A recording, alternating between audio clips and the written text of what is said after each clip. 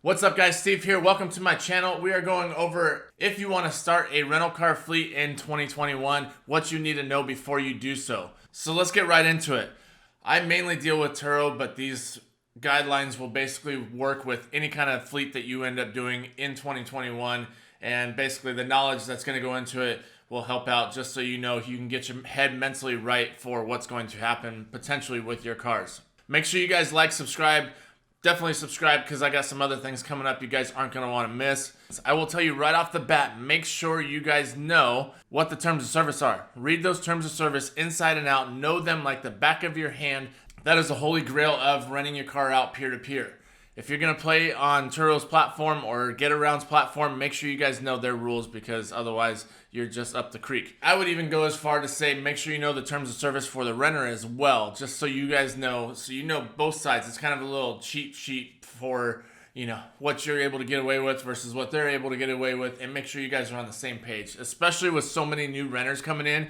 It's hard to keep up, and there's so many of them that are just saying, dude, I don't know, this is first time, what do I do, blah, blah, blah, and it makes it so much easier for your customer service, for your experience, for their experience, just to be able to say, boom, this is what you got to do, that's what you got to do. Sorry, that's not in my realm, you need to make sure you take care of this, or that's definitely on my realm, I need to take care of it myself. It's just good things, good practice, good common practice, that's all there is to it. And if you are getting into Turo, 12 years old. 12 years old is the max car that you can put on there. 130,000 miles, that is it. No more after that. Unless, the only exception is you have a car that's listed before that 12 years is up and before that 130,000 miles is up. Once this happens, you are grandfathered in, and as long as your cars aren't breaking down left and right, they will grandfather you in and you can run that car to the ground. Run it as long as you want. I don't care if it has 200,000 miles on it, but it has to be on and listed before that 130,000 miles. I know there's so many questions about it, and it cracks me up because I see other forums. Hey, what the heck, man? I see this car on here. It's a 2007, and it's got, I don't even know how many miles are on it, but it's a 2007. What's up with that? Bro, read the terms of service. Go back to first thing right off the bat. So make sure you go in there and read those terms. It's going to cost you so much if you guys don't pay attention to these things. So like I said, the 12 years or newer, the 130,000 miles, you guys are set. And then after that, it is go time. Now, the other part that I got to tell you, and this is stuff that they're not going to tell you when you're on that consultation call with Turo. They're not going to be preparing you for things like, hey, your car may potentially get stolen or damaged. Like, they don't really go over that too much. They just say, oh yeah, in your market, your car could do really well. You can make this, you can make that. Reach out to us for anything. I'm telling you right now, plan on, if you're listing a car, just plan on it getting totaled out. It's going to get damaged. It's going to get smoked in. Seats are going to get ripped. Carpet's going to get stained.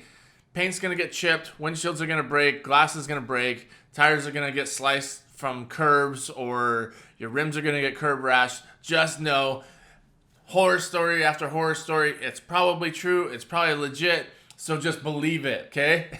This is going to happen. You're going to have damages with your cars. Cars are going to get overextended, stayed in, and, stolen. I won't really say stolen because majority of the time you end up finding these cars, whether it be an impound or the renter finally brings it back. But it will happen. You'll get your car back. The only thing that makes it a pain is when they decide not to tell you and they decide to ghost you about not bringing your car back. So these are things to take into consideration. And when it comes down to it and they thrash your cars, the renter is going to deny. They're never going to admit to it. So know this. And on top of that, I've seen pictures of people's cars where they just got stripped. Wheels are stripped. They're up on blocks. Just all this randomness that you would just never even dream of happening to your car.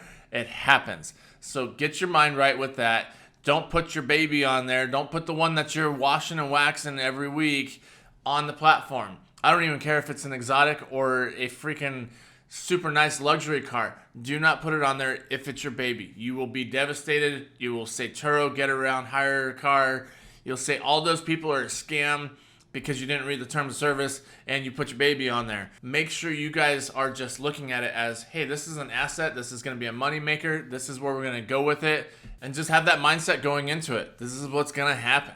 You are going to have to do some work, right? You are going to have to do some cleaning, some figuring out how to get smoke out of the car, which I'll make another video on that. You're gonna have to get stains out of seats. Bumpers are gonna have to get repainted, redone, especially if you got those low ride cars. If you got a Corvette or anything that sits pretty low to the ground, you're gonna have to deal with those kind of issues, and they are gonna be claims, and you're gonna have to deal with Turo and renters themselves. It's not 100% passive. You can't just let it go. You're gonna have to do work. Now that I scared you guys, there's definitely a lot of good to it. You can make some good income with it if you do it right. You know those terms. I don't know if I said that before yet, but know those terms of service. And you do come across some good people, some good genuine people. And the connections that you make getting into this industry, it's amazing. Because you're not just narrowed into one specific thing. You're seeing renters come from all over the world for all different reasons. And if you're meeting them in person, it's just amazing to see the different kind of people you're able to interact with. It's pretty awesome. So the connections alone are worth it.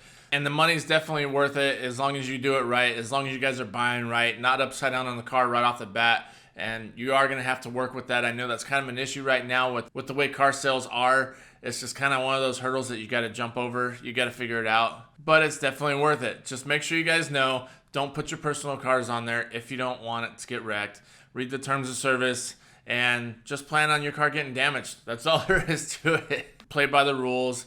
You are going to have to deal with Turo and their claims, which I know you're going to have a headache with it, but as long as you do what you're supposed to, document everything, you guys will be just fine. And I can't wait to see what you guys are able to do with all this. See your fleets grow, see your accounts grow. That's the biggest thing right there. You want to see that account grow, right? You want to see that money rolling in. Hope this helped you guys out a little bit, kind of get you prepared for getting into the Turo game or the car rental game, period. It's going to happen. Even the big box companies, they know. They see it all the time. They've seen the worst of the worst. The only difference is now we got higher end cars than what they do. And so obviously it kind of feels a little more dramatic because it's our own personal assets, and you think to yourself, why would somebody do this to me? You take it personal. It's not personal. Don't take anything personal. That's just how people are.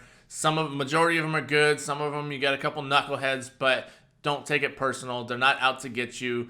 They're just knuckleheads.